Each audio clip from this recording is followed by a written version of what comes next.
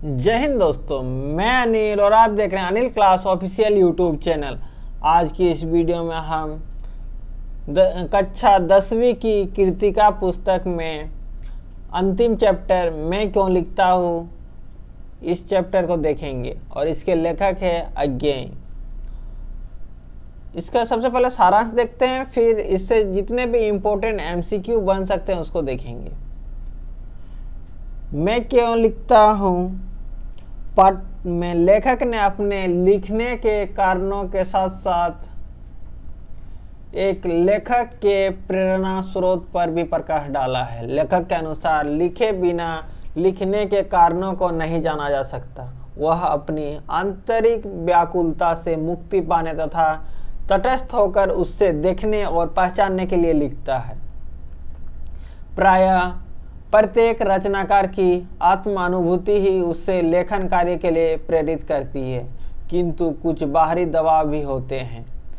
ये बाहरी दबाव भी कोई बार रचनाकार को लिखने के लिए बाध्य करते हैं। इन बाहरी दबावों में संपादकों का आग्रह, प्रकाशक का तकाजा तथा आर्थिक आवश्यकता आदि प्रमुख है। लेखक का मत है कि बाहरी दबावों से कम प्रभावित होता उससे तो उसकी भीतरी व्यवस्था ही लिखने की ओर प्रेरित करती है। उसका मानना है कि प्रत्येक अनुभव से अनुभूति गहरी चीज है। एक रचनाकार को अनुभव सामने घटित घटना को देखकर होता है, किंतु अनुभूति संवेदना और कल्पना के द्वारा उस तथ्य को भी ग्रहण कर लेती है जो रचनाकार के सामने घटित नहीं हुई। फिर भी वह सत्य आत्मा के सामने ज्वलंत प्रकाश में आ जाता है और रचनाकार उसका वर्णन करता है।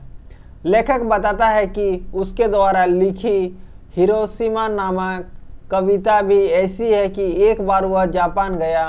वहाँ हिरोशिमा में उसने देखा कि एक पत्थर बुरी तरह से झुलसा हुआ है और उस पर एक व्यक्ति की लंबी उजली छाया है। विज्ञान का विद्यार्थी होने के कारण उससे रेडियोधर्मी प्रभावों की जानकारी थी। उससे देखकर उसने अनुभव लगाया कि जब हिरोशिमा पर अणुबम गिराया गया तो उस समय वह व्यक्ति इस पत्थर के पास खड़ा होगा। अणुबम के प्रभाव से वह भाप बनकर उड़ गया, किंतु उसका छाया उस पत्थर पर ही रह गई।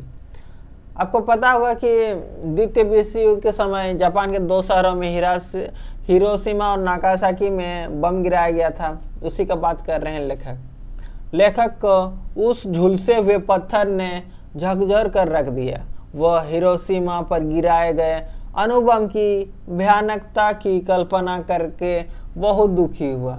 उस समय उससे ऐसा लगा मानो वह उस दुखद घटना के समय वहां मौजूद रहा हो। इस त्रासदी से उसके भीतर जो व्याकुलता उत्पन्न हुई, उसी का परिणाम उसके द्वारा हिरोशिमा पर लिखी कविता थी।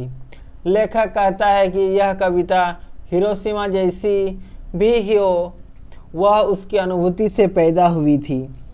यही उसके लिए महत्वपूर्ण था। अब हम देख लेते हैं इससे बनने वाले जितने भी महत्वपूर्ण एमसीक्यू बन सकते हैं उसको। पहला प्रश्न है, लेखक किस विषय का छात्र था? ऑप्शन ए है अंग्रेजी का, ऑप्शन बी संस्कृत का, ऑप्शन सी विज्ञान का, ऑप्शन डी मानविकी विषय का। तो इसका सही उत्तर क्या हो जाएगा? ऑप्शन सी विज्ञान का। अगला प्रश्न है, लेखक ने हिरोशिमा पर कविता लिखने की प्रेरणा किससे मिली? ऑप्शन ए है हिरोशिमा की यात्रा के समय एक पत्थर पर उभरी मानव छाया से, बी अपने पड़ोसियों से, सी अपनी माँ से, डी अखबार में छपे लेखों से। तो इसका सही उत्तर क्या होगा? जब वो हिरोशिमा घूमने गए थे, ऑप्शन ए, यात्रा के समय एक पत्थर पर उभरी हुई मानव छाया को देखने के बाद। अगला प्रश्न है, अनुभव और अनुभूति में क्या अंतर है? ऑप्शन ए है अनुभव आवश्यकता है और अनुभूति लक्ष्य। ऑप्शन बी है अनुभव से ही अनुभूति प्राप्त होता है। ऑप्शन सी है अनुभव अनुभूति से गहरा होता है। ऑप्शन डी अनुभव से अनुभूति गहरी चीज है। तो इसका सही उत्तर क्या हो जाएगा हमारा? सही उत्तर होगा ऑप्शन डी, अनुभव से अनुभूति होना गहरी चीज है। अगला प्रश्न है, लेखक क्यों लिखता है?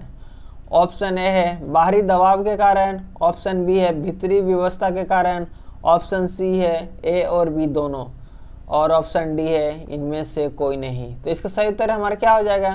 सही उत्तर होगा ऑप्शन सी, ए और बी दोनों, बाहरी दबाव के कारण भी और भीतरी व्यवस्था के कारण भी।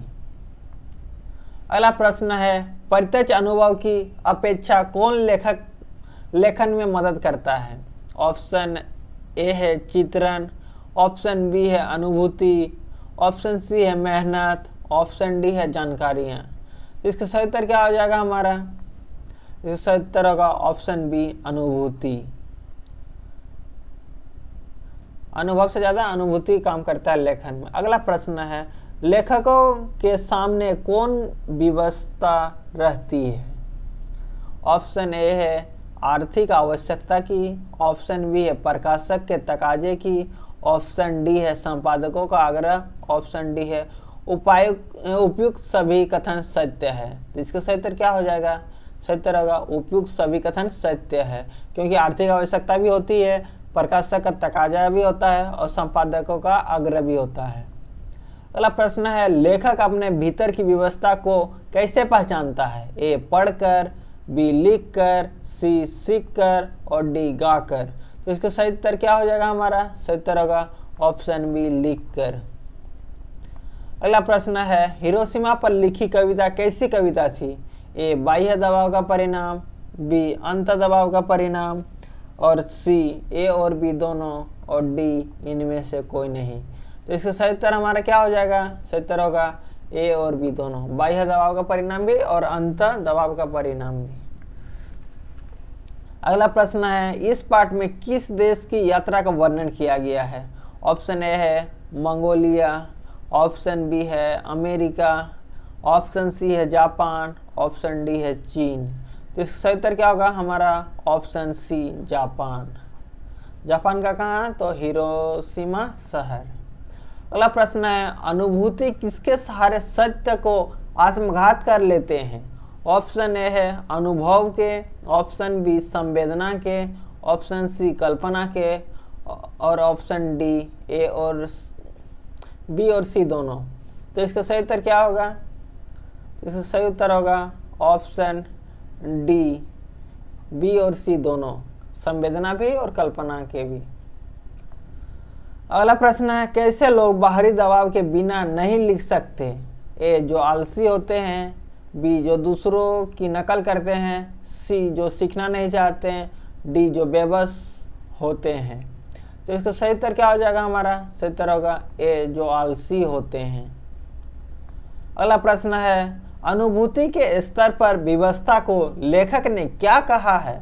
ऑप्शन ए है लगातार घटित एक घटना, ऑप्शन बी मानसिक स्तर की बात, ऑप्शन सी बौद्धिक स्तर से आगे की बात, ऑप्शन डी कल्पना की बात। तो इसका सही उत्तर क्या हो जाएगा हमारा? ऑप्शन सी, बौद्धिक स्तर से आगे की बात।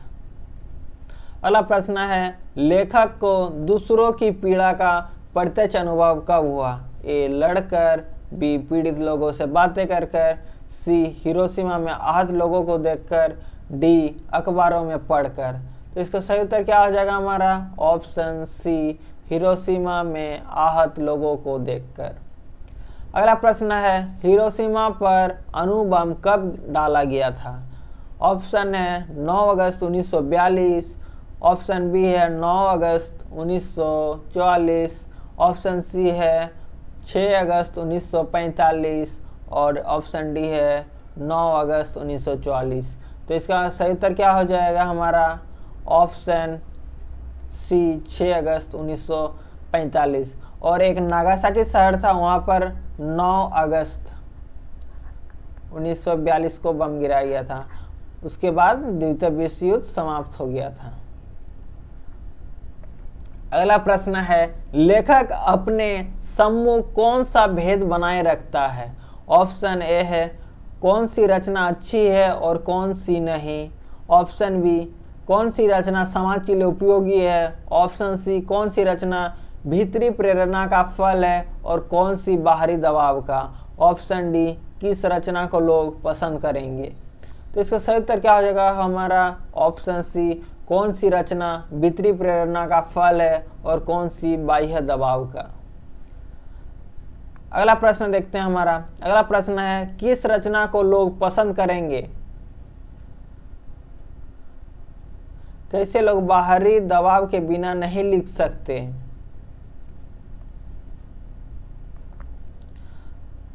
जो आलसी होंगे, इसका रिपीट हो गया है क्वेश्चन। अगला प्रश्न है, लेखक ने हिरोशिमा पर कविता लिखने की प्रेरणा किससे मिली?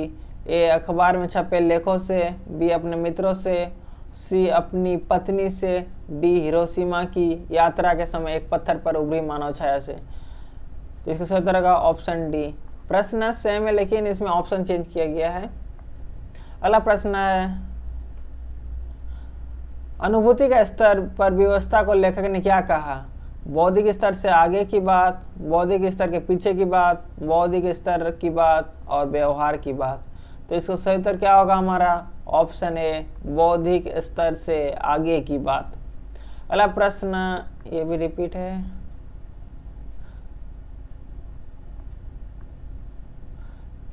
कवि ने हिरोशिमा कविता कब लिखी? ए, भारत लौटकर, बी, रेलगाड़ी में बैठे, सी, जापान में और डी, ए और बी दोनों कथन सत्य है। तो इसका सही उत्तर क्या होगा हमारा? ऑप्शन डी, ए और बी दोनों कथन सत्य है। भारत लौटकर रेलगाड़ी में बैठे बैठे लिखे। अगला प्रश्न है, मैं क्यों लिखता हूँ पाठ के लेखक कौन है? ऑप्शन ए है हरिवंश राय बच्चन, बी, शमशेर बहादुर सिंह, सी, सच्चिदानंद हीरानंद वात्स्यायन अज्ञेय और ऑप्शन डी है मुंशी प्रेमचंद। तो सही उत्तर क्या हो जाएगा हमारा? ऑप्शन सी, सच्चिदानंद हीरानंद वात्स्यायन अज्ञेय। अगला प्रश्न है, लेखक क्यों लिखता है? यह भी रिपीट हो गया है। ऑप्शन सी हो जाएगा, ए और बी, भीतरी और बाहरी व्यवस्था के कारण।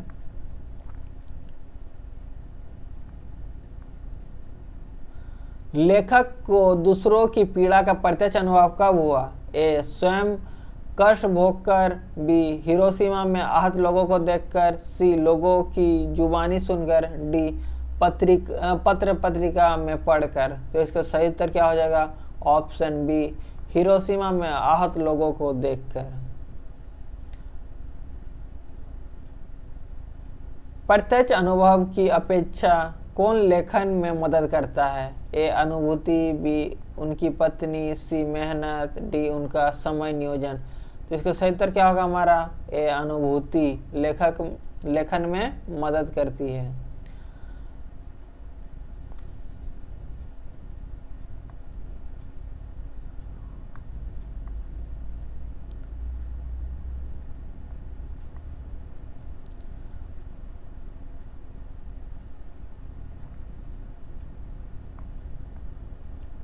लेखक के सामने कौन व्यवस्था रहती है?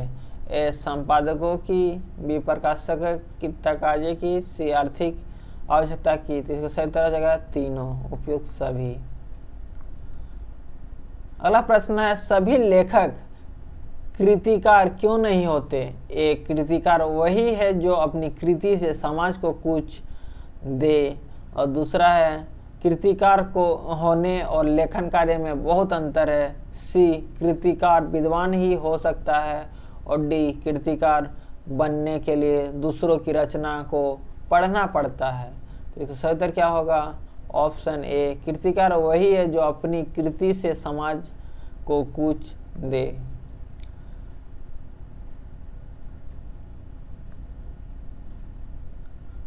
तो हमारा प्रश्न समाप्त हो गया। वीडियो कैसा लगा कमेंट में बताएं और वीडियो पसंद आए तो लाइक शेयर करें और क्रैश कोर्स में जुड़े रहने के लिए चैनल को सब्सक्राइब करें। वीडियो देखने के लिए धन्यवाद। जय हिंद।